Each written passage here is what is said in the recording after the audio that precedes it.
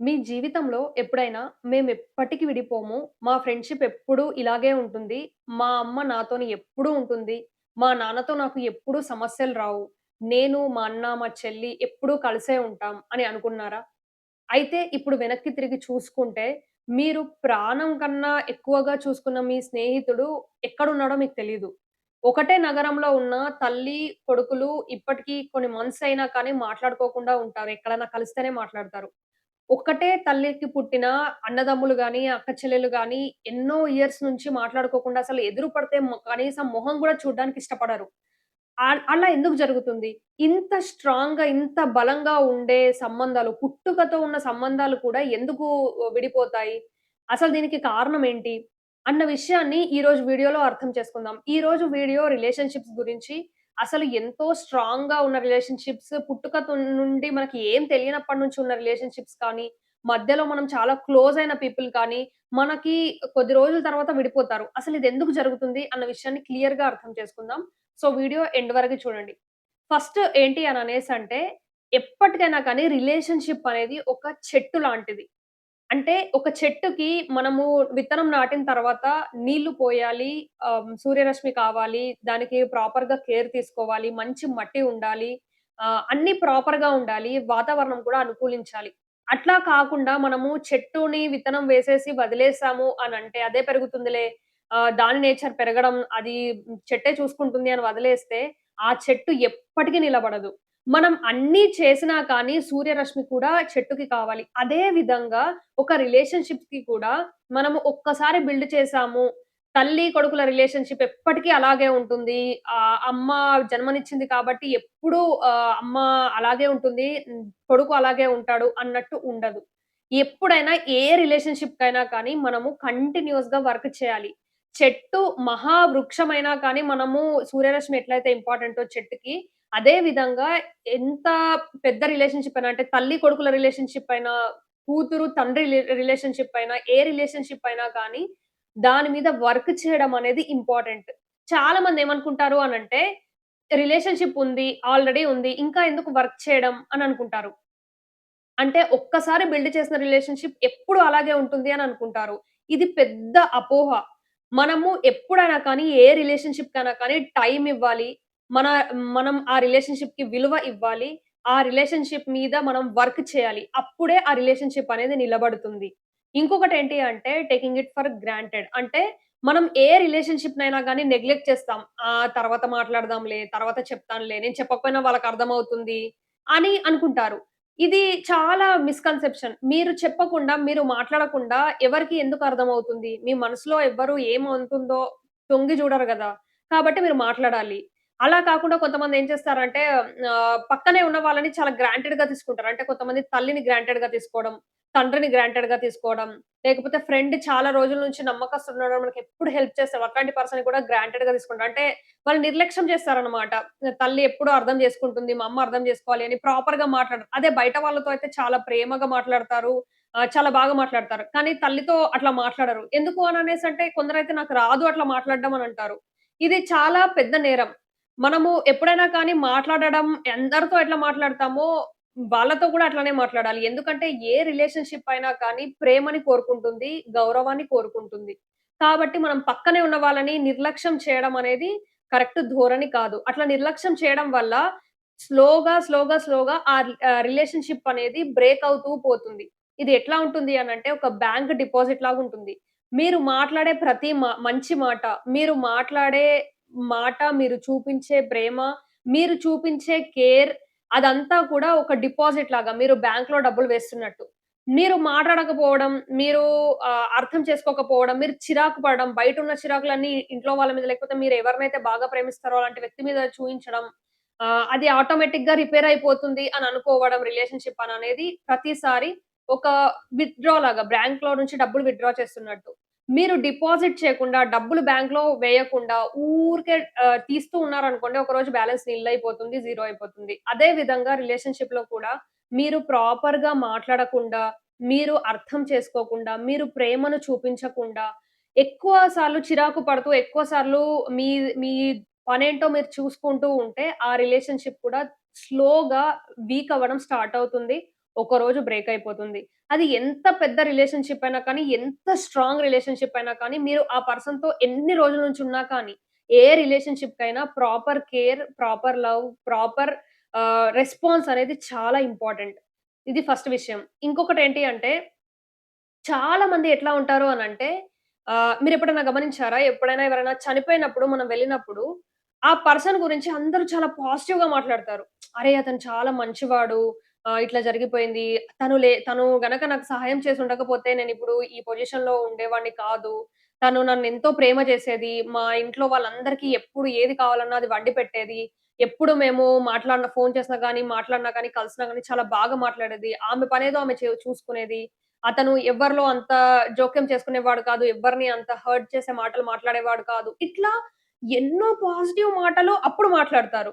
కానీ నిజమేంటి అంటే, ఆ చనిపోయి అక్కడ పడి ఉన్న వ్యక్తి జీవితకాలం అంతా ఇలాంటి మాటలు వినడానికి అతని చెవులు వెయిట్ చేస్తూనే ఉన్నాయి. కానీ ఒక్కరు కూడా అతని గురించి ఆ టైంలో అతనెప్పుడైతే డౌన్ ఉన్నాడో, ఆ టైంలో ఎప్పుడు వచ్చి అతనెంత మంచివాడు అన్నది అతనికి తెలియజేయలేదు.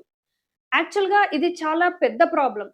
మీరు నిజంగా మీ లైఫ్‌లో ఎవరైనా మీరు వాల్యూ చేసే వాళ్ళుంటే, మీరు ప్రేమించే వాళ్ళుంటే, ఎప్పుడో వాళ్ళు లేనప్పుడు చెప్పడం కాదు. సమాధి దగ్గరికెళ్లి ఏడవడం కాదు. వాళ్ళు ఉన్నప్పుడే వాళ్ళకి చెప్పాలి.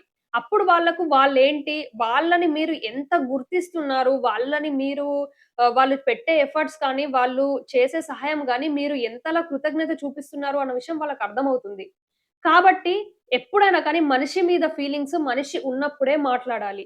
దీనివల్ల రిలేషన్‌షిప్ ఇంకా స్ట్రాంగ్ అవుతుంది. ఉన్న రిలేషన్‌షిప్ ఇంకా ఎక్కువ రోజులు ఆహ్, ముందుకు పోవడానికి ఆస్కారం అనేది ఉంటుంది. ఒకటి ఇమాజిన్ చేయండి. ఒక వ్యక్తి ఉన్నాడు. మీరు చాలా ఇంపార్టెంట్ అని ఫీల్ అవుతారు.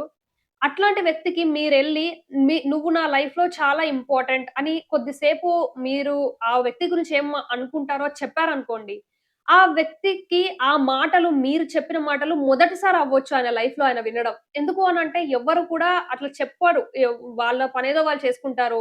ఎంతైతే అంత సహాయం వాళ్ళ దగ్గర నుంచి తీసుకుంటారు, వాడుకుంటారు. తర్వాత మనసులో కృతజ్ఞత చెప్పుకుంటారు. ఎప్పుడైనా గుర్తొచ్చినప్పుడు చెప్పుకుంటారు. అంతేగాని ఆ వ్యక్తిని వెళ్లి మనము డైరెక్ట్‌గా నువ్వు చాలా ఇంపార్టెంట్ అని చెప్పము. ఇది చెప్పడం వల్ల రిలేషన్‌షిప్స్ చాలా మట్టుకు నిలబడతాయి.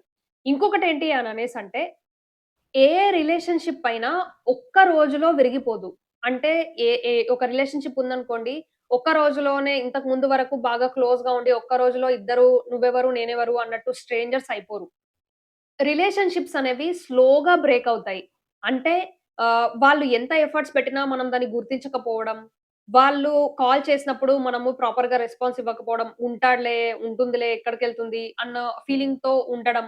లేకపోతే వాళ్ళ ఎఫర్ట్స్‌కి గుర్తింపు లేకుండా మనము ఎంత చేసినా కానీ నువ్వేం చేస్తున్నావు అని మాట్లాడడం. ఇట్లాంటి వాటి వల్ల మెల్లిమెల్లిగా ఇవన్నీ పేరుకుపోయి ఒకరోజు రిలేషన్‌షిప్ అనేది బ్రేక్ అవుతుంది. కాబట్టి ఎప్పుడైనా కానీ మీకు టైం దొరికినప్పుడు, మీకు అవకాశం దొరికినప్పుడు రిలేషన్‌షిప్‌ని బిల్డ్ చేయడానికే ట్రై చేయండి. బ్రేక్ చేయడానికి ట్రై చేయొద్దు. అంటే ఎవ్వరిని కూడా హర్ట్ అయ్యే మాటలు మాట్లాడొద్దు. మనం క్యాజువల్‌గా అన్నా, మనము కామెడీగా అన్నా ఎవరు దానికి హర్ట్ అవుతారు అన్న విషయం మనకు తెలీదు. కాబట్టి వీలైనంతగా ప్రేమను చూపించండి. ఇంకొకటేంటి అంటే చాలా మంది చేసే మిస్టేక్ ఏంటి అంటే చాలా మంది ఏమనుకుంటారు రిలేషన్‌షిప్ అనేది ఒకసారి బిల్డ్ అయింది. అంటే తల్లికి బాబు పుట్టాడు అని అనంగానే ఆ రిలేషన్‌షిప్ బిల్డ్ అవుతుంది. అప్పటి నుంచి ఎప్పటికి ఇంకా తల్లి చనిపోయే వరకు, కొడుకు చనిపోయే వరకు ఆ రిలేషన్‌షిప్ అట్లాగే ఉంటుంది అని అనుకుంటారు. ఇది నిజం కాదు. రిలేషన్‌షిప్ ఒక్కసారి బిల్డ్ చేసి వదిలేస్తే అట్లానే ఉండదు. Relationship is a practice. మనం రోజు వ్యాయామం చేస్తే మన శరీరం ఎట్లయితే బలంగా ఉంటుందో, అట్లానే మనం రోజు రిలేషన్‌షిప్ మీద కూడా వర్క్ చేయాలి. అప్పుడే ఆ రిలేషన్‌షిప్ బలంగా ఉంటుంది. అట్లా కాకుండా ఆ రిలేషన్‌షిప్‌ని మనం వదిలేస్తే, అట్లా కాకుండా దానంతల అదే మంచిగా ఉంటుందిలే అని అనుకుంటే ఆ భావన వల్ల ఎక్కువగా రిలేషన్‌షిప్స్ అనేవి బ్రేక్ అవుతాయి. అట్లా కాకుండా మనం ఎప్పుడూ కూడా దాని మీద వర్క్ చేస్తూ దాన్ని అర్థం చేసుకుంటూ, ఏమన్నా ప్రాబ్లమ్స్ వచ్చినా కూర్చొని మాట్లాడుకొని, ఎందుకిట్లా అవుతుంది అనన్నది ఎప్పటికప్పుడు మనము సాల్వ్ చేసుకుంటూ ఉండాలి. అలాగే వదిలేస్తే ఏది గూడా అట్లా శాశ్వతంగా ఈ నేచర్‌లో ఉండిపోదు. ఫర్ ఎగ్జాంపుల్ మీ దగ్గర ఏదైనా మంచి బిల్డింగ్ కట్టారు. అది ఎప్పటికి అట్లానే ఉండిపోతుందా? ఉండదు గదా! మరమ్మతులు చేయించాలి. గవర్నమెంట్ గూడా మనం చూస్తాము. చాలా పురాతన కట్టడాలైనా గానీ, చాలా ఫేమస్ కట్టడాలైనా గానీ, 'తాజ్‌మహల్' తీసుకోండి, 'చార్మినార్' తీసుకోండి, దేనికైనా మరమ్మతులు చేస్తూనే ఉంటారు. ఎందుకు?